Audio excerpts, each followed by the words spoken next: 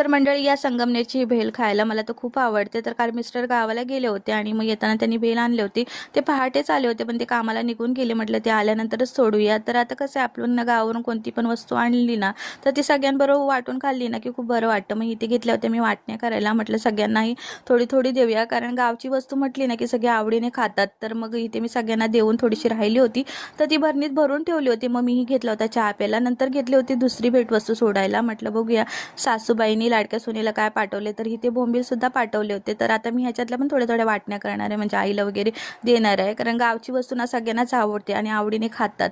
मग व्यवस्थित भरणीत भरून ठेवलं होतं. म्हटलं मार्गशीर्ष झाल्यानंतर सगळ्यांना देता येईल. तर तुम्ही बोलाल आता किचनवर का घेतलंय, तर ना माझा मोबाईल म्हणजे साधा आहे, त्याला एवढी क्लिअरिटी येत नाही. तर म्हणजे किचनवर म्हणजे चांगली येते, मग मी तिथेच घेते शूट करायला.